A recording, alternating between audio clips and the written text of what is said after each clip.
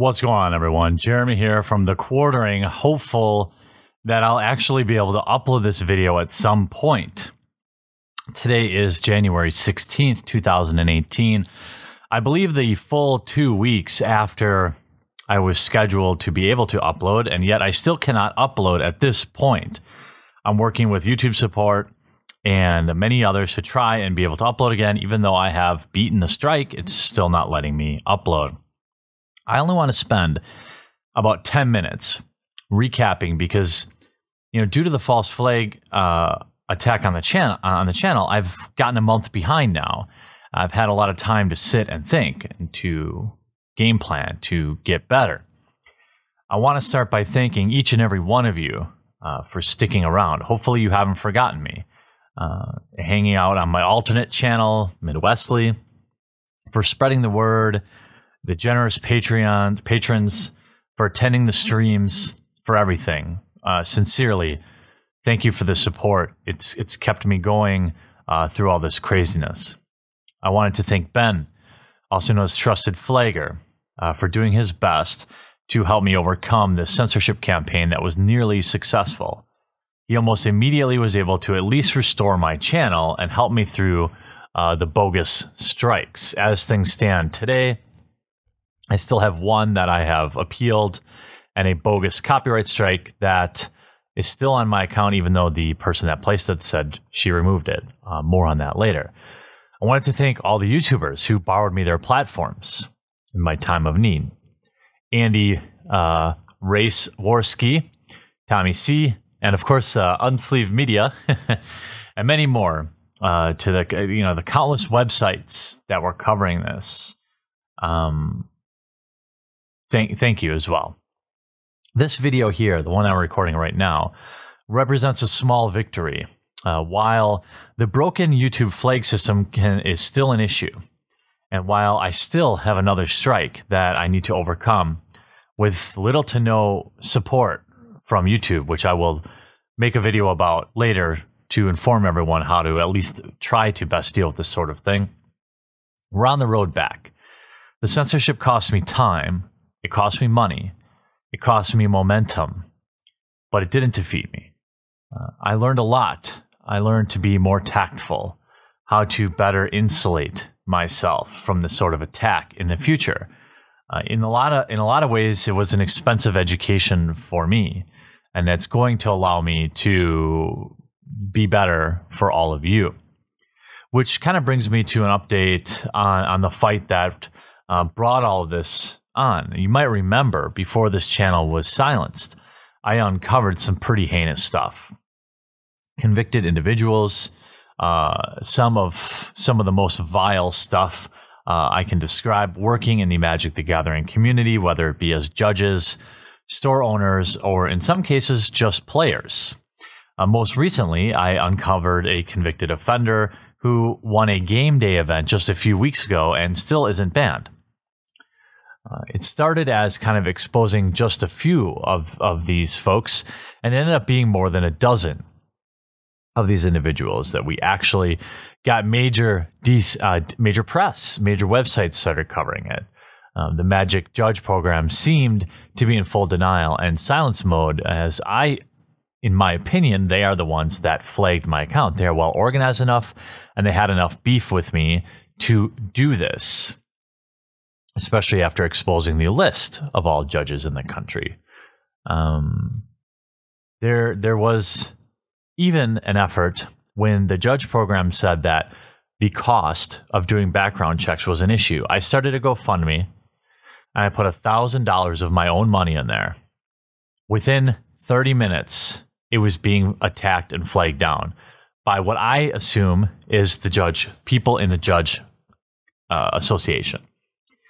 I'll detail my evidence maybe at a different time, but the threats or the demands coming out of GoFundMe were clearly from someone with knowledge of the judge program. They were saying that I wasn't going to give them the money, Then I talked to 2 different regional coordinators in the program, and neither one of them would accept the money that my subscribers, that you raised. So I took it down.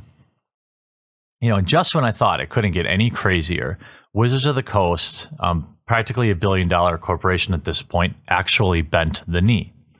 They instituted sweeping background checks, and people were pissed, citing the $15 cost as some sort of oppressive nightmare for businesses, calling it things like transphobic. The salt mines were in full production mode, and I really didn't care because we had won. And it's a hell of a thing to say, we won, isn't it? To simply want violent offenders not around children, violent offenders selling magic cards,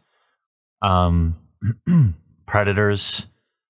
I can't believe anybody would have opposed this, but hundreds, maybe thousands of people did actively try to shut down the GoFundMe, actively try to silence my YouTube channel.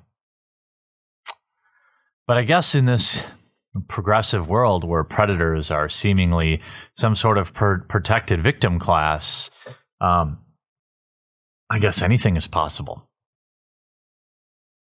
Bottom line, though, is we won. We took a small movement here online and changed something in the real world that's going to protect children and the future, in my opinion, of this game. Real world change from internet shitposting is a powerful thing. It's a transformative thing to your mind. When you go from just complaining about things online to actually making real change, it's an inspiring thing. It's an addicting thing. And, maybe we can use our powers for good to help out, with the sad state of Marvel Comics, help build defenses for the Warhammer 40K community, or some all-new hobby that needs help. Today, on the 16th, I buried the hatchet with Christine Sprankle. Her tweet was the shot that was heard around the world that kicked all of this off. She herself was not responsible for banning me. She herself was not responsible for the threats that I received, the mass flaggings. She didn't do any of these things.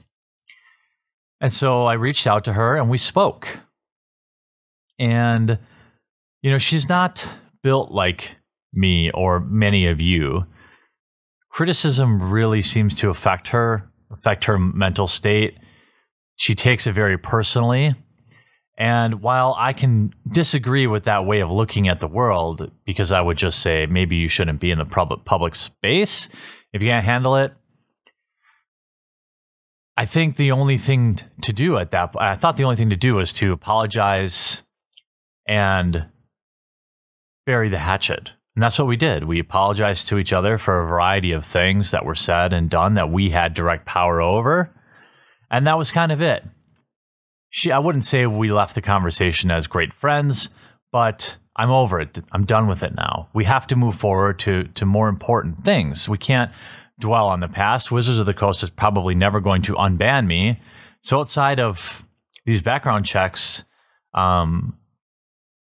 we have to just remain vigilant for the next area that needs help. The bottom line, again, is I'm really, really happy to be back. I'm so very thankful to all of you. I'm very eager to get back to work. I've got weeks and weeks of content that has come and gone because, timeliness is important. So I have to decide on what I want to actually put out now. I've been pacing around this house for 2 weeks to the date right now, waiting to be able to upload again. And I'm really hoping you all didn't forget about me and that maybe you'll let a friend know about the channel, because I think we're going to do some great things here. We're going to talk about some tough issues. We're going to try to make change in the real world when we can, but we're also going to have a ton of fun. So here's to doing some amazing things in 2018, and I can't wait to see you again real soon.